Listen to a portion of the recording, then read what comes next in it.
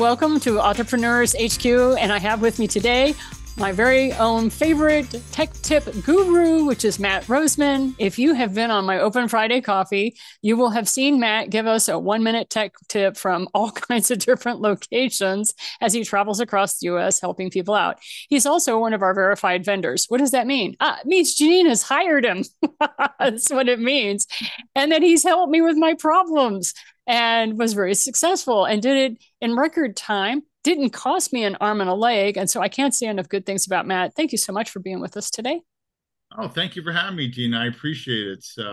No problem. And so just like with the Open Friday coffees, I would love for you to rattle off the top 3 things that people do with their computers, what happens, because always an author is working on a book and their computer starts having issues. And instead of freaking out right in that moment, they think they can push through, and then horrible things happen and they lose data. So talk to us a little bit about what you would recommend to authors to take care of those top 3 things that they wait on. Well, let me start out with this. When I was in school and I had to write papers, it was maddening when I'd be right in the middle of writing something that something would freeze or crash, or I lose part of the paper. I have to do it all over again. And so I'm sure you felt that frustration before. So the one thing that I'll tell people is, like, if you are using Word or something else, a lot of programs now have autosave. So even if you are not privy to remembering how the program work and do it for you, I can always assist you with that. The other thing also is that, like, Office will have their OneDrive or cloud storage where you can sit there and move your files up to the internet. So God forbid something happens to your machine, your work is somewhere else. So I can't stress how important backups are, not necessarily of the whole machine, but of all your critical data, because this is how I see it. If you lost certain documents, pictures, music, movies, memories of loved ones or loved ones that are no longer here, what emotional and mental toll would that take on you? And so it isn't overly difficult to back up. But the one thing I would tell people is that with technology, it's inherently mediocre. And yet always have to count for the what if. What if something fails? What if something goes down? Where's my information where I can get to it? God forbid something fails. And so I'll have multiple backups of different things, and I implement that for my clients. So this way they have some peace of mind. They're not as stressed out. And this way you can be, assured that you don't lose your work, because that's really what it is. It's your work for so many years, and you don't want that vanishing because you don't want to spend $100 to back something up. So basically, make sure you're using your auto save and back up your intellectual property. True. You want to back, everything up, and whether it be something local where you have a drive or something on the cloud, and I can help you with those things to automate the work where you don't need to worry about it, and the machine and the programs do the work for you. And that's one of the things that I absolutely love about Matt. He and I are very simpatico, that we really think in terms of workflow and systems and routines. And like me, he absolutely loves to automate things for people, and he helps me with that. So we just wanted to bring that to you. So what's your third point that you have for us? The one thing, I laugh at this only because I cry on the inside. So people love to save their IDs and passwords, whether it be Chrome or Safari or Firefox or Edge. And quite frankly, that's the worst thing to do, because the hackers love it as well. And you could have all the protection you want in the world. If the browser can be compromised, they can open up those dots and see those IDs and passwords and still get in. It happened on one of the websites, Linus Tech Tips, where the person that kept getting compromised had saved IDs and passwords. So there are other methodologies to save your IDs and passwords, and they don't involve using a password manager, because guess what? Password managers can get compromised. So you always have to play a cat and mouse game with the hackers, and you got to stay one step ahead of the Joneses, unfortunately.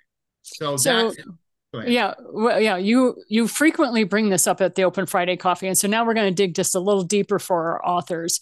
So I know, like many authors, sometimes I have up to 20 tabs open and I'm automated, and I like the ease and the convenience of Chrome and saving my passwords in my Google and blah, blah, blah. And this causes you to kind of go, no, don't do that. So what is an author to do? Where do you go to save your passwords and all that so you're not typing them in every single day? Well, that's the thing, is that unfortunately it's a necessary evil. So you have to train your mentality to realize that's what it takes. For example, on most cars, of course, unless you're truly lazy, you still have to sit there and hit the power button or turn the key to turn it on. Yes, you can sit there, go on your app and turn it on, to cool it down if you really want to. But ultimately, the basic procedure has to be there. I mean, it's like, well, why the hell should I shower? I got to sit there and go do it tomorrow anyway. Why should I go use a dishwasher? I have to put the dishes in anyway. Why go vacuum? I'm going to do it again anyway. So unfortunately, as humans, we have certain repetitions in our lives. And once you realize that the cost of convenience is not worth the price of getting compromised, it's not worth it. Thank you very much. And like you can tell, Matt's very passionate about his topic. And the more intense he gets in his speaking, the more you can see that he has to say this a lot to his clients. So, if I had $1 for every time I said that, I'd be able to win the Powerball the first time around. Right. And so we just want to let you guys know that Matt is definitely one of those people we know, like, and trust. I have referred him frequently and often to my network, and people have nothing but good things to say about how he's able to take a machine that is not operating optimally, and he can let you know whether it's due to the age of the machine or whether you just have the cooling fan set low because that's the standard operating procedure for your particular Mac.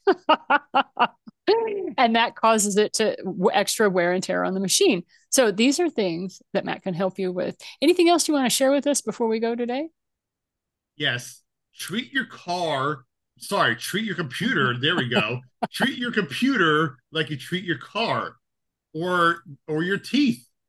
Every now and then you have to go for a tune-up, or you have to go get your teeth cleaned, or a deep scaling. It's the same thing with a computer. My rule of thumb is at least every 6 months, get a tune-up. This way, I can assess what's going on. I can give you basically the Chinese buffet of different options, saying, so-and-so, I see all these things that need to get done. This is what's working. This is what isn't. Where do you want to go from here? And at that point, you'll know that the machine is maintained, because one of the silent killers is dust. If the machine gets too dusty, it can overheat or crash or not function properly. So just like your mouth, you don't want to suffocate. It's the same thing for machine. So again, basically get a machine tune up every now and then, at least every 3 to 6 months, even if you're a light user. Do not use the save password feature on your browser, and make sure that you're protected, because there's a lot of nefarious things out there. It doesn't matter if you're on Apple, doesn't matter if you're on Windows, doesn't matter if you're on Google. Any system can be compromised. And you got to sit there and have a proverbial airbag and seatbelt with blind spot monitoring, and that's where I come in to sit there and do those things for you. Thank you so much, Matt. And if you think that Matt's being a little overzealous, he's not. I wanted to let you remind you that the Chinese government was able to get into the Department of Defense because they found systems and processes that were so outdated they had been forgotten about. So just wanted to let you know, not to put fear of God in you or anything like that. What we're actually doing is just do it like the dentist. Every 6 months, have it in your calendar that you're going to get your computer serviced and taken care of by somebody you trust. And if you don't have somebody in your world right now, please look up Matt. He'll take very good care of you. Thank you for your time today, dear. Oh, thank you very much. Again, be proactive and not reactive. And at that point, you'll be much ahead of the curve there. Oh, and you have a little buddy that's always a part of you, your little woolly mammoth that you have. Exactly. And if you don't think that... Oh, no, grab your buddy. You got your buddy. Oh, sorry. Oh, no, it fell. The wolf fell over. There it is. Yes. You can do it. If I can help you, then you can do it as well. So... And that's what I was trying to get him to do. Anyway, you have a great day, everyone. Talk to you soon.